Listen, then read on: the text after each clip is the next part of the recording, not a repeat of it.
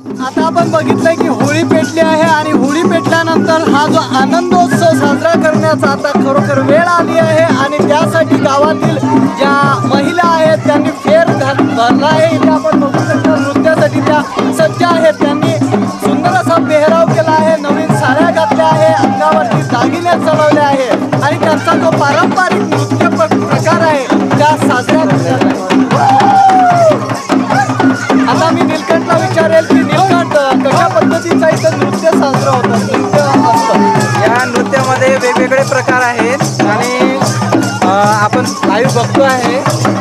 रिंगण पद्धत आहे, दंडा पद्धत आहे, बैठक पद्धत आहे, असे संस्कृतीमध्ये वेगवेगळ्या पद्धतीचे हे नृत्याचे प्रकार आहेत। ज्या नृत्याच्या प्रकारामध्ये आपण स्वयं आता बघतो आहे, नवीन कपड्यात सजलेल्या स्त्रिया आहेत, मध्यभागी ढोलक वाद्य वाजवणारे बासुरीचं याच्यामध्ये महत्त्व आहे आणि अशा पद्धतीने चालत आहे। आता इथून 5 दिवस सतत नाचणं आणि त्या माध्यमातून गीताचा वर्षाव आणि लोकांकडून मग पैसा वसूल करणं अशा पद्धतीने हे कार्य चालू आहे। आता तू जसा उल्लेख केलाय की पैसा वसूल करणार म्हणजे ते एक ट्रेडिशन आहे, ती परंपरा आहे, त्याला आपण फगवा म्हणतो, त्याबद्दल नेमकं सांग। हां, त्याला फगवा म्हटलं जातं। ही एक पारंपरिक पद्धत आहे। या प्रत्येक घरातनं पैसे वसूल केले जातात आणि बाहेरचं कोणी जर व्यक्ती आला तर त्याच्याकडनं पण प्रेमाने मागितलं जातं। ना दिल्यास तर त्याच्याकडनं जबरदस्तीनं ते वसूल केलं जातं आणि याच पद्धतीनं या पैशाला कलेक्शन करून शेवटच्या दिवसाला संपूर्ण पैशामधनं गुळ फुटाणे आणून ते प्रत्येकाच्या दारी जाऊन वाटलं जातं। त्याच्यामधून एक आनंद व्यक्त केला जातो। अतिशय चांगली आणि अतिशय अशी दर्जेदार ही भारतातली खरोखर परंपरा फक्त आदिवासी लोकांनी टिकून ठेवलेली मला दिसते। बरोबर आहे। मग हा फगवा जो असतो तो 5 दिवस मागितला जातो का? 5 दिवस मागितलं जातं, परंतु वेगवेगळ्या प्रकारे मागितलं जातं आणि परत एकाच व्यक्तीला मागितलं जात नाही किंवा परत एकाच घरी मागितलं जात नाही आहे। त्यामधून ते दिवसभरातनं ज्या घराला जातील त्या घरातनं ते वसूल केलं जातं आणि लोकंसुद्धा ती प्रेमानं दिलं जातं आणि त्या पद्धतीनं तो जमा झाल्यानंतर त्याच्यातनं शेवटचा तो आनंदोत्सव साजरा करतात। आता आपण बघतोय की हे नृत्य प्रकार काय आदिवासींमध्ये केवळ अशा सणाच्या वेळीच होतात, होळीचं त्यात महत्त्व आहे, पण त्यासाठी जे वाद्य तयार केली जातात त्याच्यासाठी सुरुवात केव्हापासून होते? ही सुरुवात तर जवळपास जानेवारी महिन्यापासून सुरुवात केली जातं, परंतु स्वतःचं उदरनिर्वाह करण्याच्या दृष्टीनं त्यांना बाहेर पडावं लागतं। परंतु होळी हा सण अतिशय महत्त्वाचा सण असल्या कारणाने या सणाकरिता ती देशाच्या कुठल्या कानाकोपऱ्यातून आपल्या घरी परततात। जसं एखादा पक्षी आपल्या पिलांकडे वाट पाहून तो घरट्याकडे परततो, तशी ती या उत्सवाकरता पूर्ण लोक घराकडे येतात आणि मग तो उत्सव अतिशय आनंदाने साजरे करतात। यामध्ये नृत्यासोबतच वाद्यांचं सुद्धा अतिशय महत्त्व आहे। बरोबर आहे नीलकंठ। आता तू जसा उल्लेख केला आहे की ते फगवा मागितला जातो आणि ह्या सर्व गोष्टी असतात, अतिशय आनंदाच्या वातावरणात हा उत्सव साजरा केला जातो। आता आपण गावकऱ्यांची गप्पा मारूया। तिथे आपल्यासोबत विश्राम भाऊ आहे, त्यानंतर लालाजी आहेत, लाला हे वयोवृद्ध आहेत। आपण बघू शकता की त्यांचा वयोमान जे आहे फारच म्हणजे जास्त आहे, त्यांना या परंपरेचा जास्त अनुभव आहे। लालाजी, तुम्ही केव्हापासून या गावामध्ये ही होळी बघताय? किती वर्ष झाले? विचारूच नको, किती वर्ष झाले? आता 100च्या वर जास्त आहे, 1000 ते वर। बरोबर। मग आता काही काळापासून आई वडिलांचे माहीत नसेल तेव्हापासून सुरू आहे। बरोबर। आणि मग तुमच्या घरात साधारणतः जेवण काय आहे?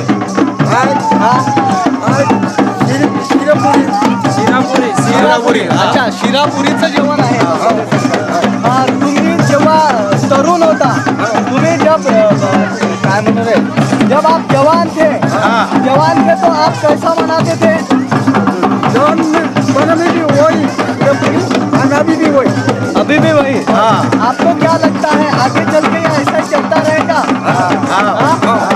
विश्राम भाऊ, मी तुम्हाला विचारतो मराठीमध्ये, आज तुम्ही धोतर घातला आहे आणि धोतरवर हे टी शर्ट घातलं आहे, पण कधी कधी तुम्ही पॅन्ट पण घालता, पण तुम्हाला हे धोतर का घालावंसं वाटतं? हे होळीसाठी घालवा लागेल। पण तुम्हाला असं वाटतं का येणारी पिढी पण आता हे धोतर घालत राहील? नाही का? याचा काही संभव नाही। हे धोतर वापरावं। तुम्हाला असं वाटते का की होळी जी आहे आदिवासीची ती सगळ्यात मोठा सण, सगळ्यात मोठा साधारणतः आजपासून याला सुरुवात होते आणि आता इथून पुढे काय कार्यक्रम राहणार आहे? कार्यक्रम असं ह्याच कार्यक्रम चालू राहील. काय कार्यक्रम आहे हा? हे काजोली म्हणतात.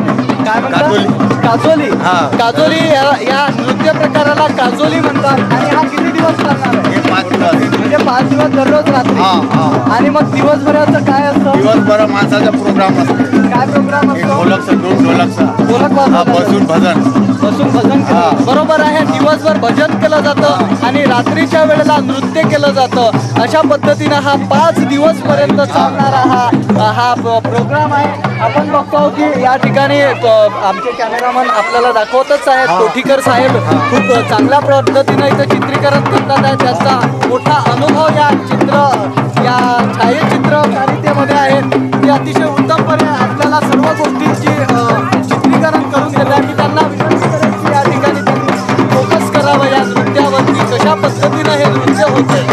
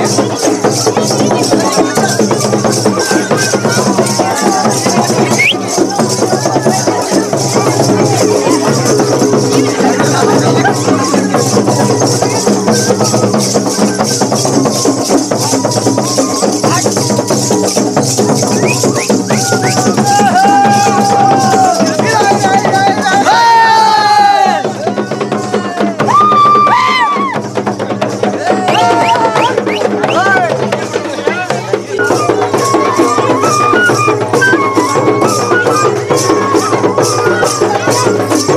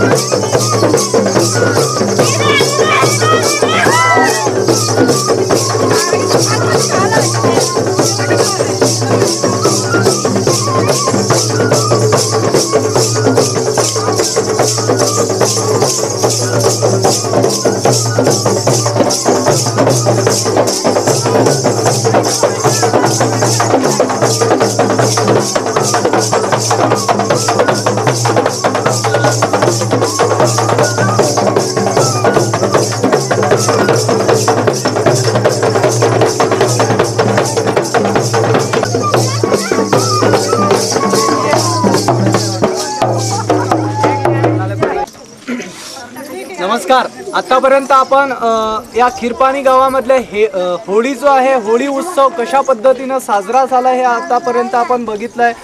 गावामध्ये जी होळी आणली आहे जंगलातून काही बासे कापून आणलेली आहे आणि त्यानंतर या ठिकाणी होळीची पूजा झाली, होळी पेटल्यानंतर नृत्य झालं. या सर्व जो माहोल आहे तुम्ही अनुभवला, निश्चितच तुम्ही याचा आनंद घेतला असेल. आता गावाचे जे मुख्य आहेत ते आपले काशीराम शेवलेकर जे आहेत हे पोलीस पाटील आहेत, ते आमच्यासोबत आहेत, गावकरी सुद्धा आहेत. तर आम्हाला त्यांच्यासोबत इथे गप्पातून हा उलगडा जो आहे या सणाचा तो उलगडायला आवडेल. मी काशीरामजी तुमचं इथे स्वागत करतो. अरे मला काही प्रश्न विचारायचे आहेत. मला असं विचारायचं आहे की हां तुम्ही केव्हापासून या गावाचे पाटील आहात? 1994 पासून तुम्ही गावाची पाटीलकी सांभाळता. तर गावाच्या या वार्षिक उत्सवामध्ये होळीचं काय स्थान आहे? होळीचं स्थान म्हणजे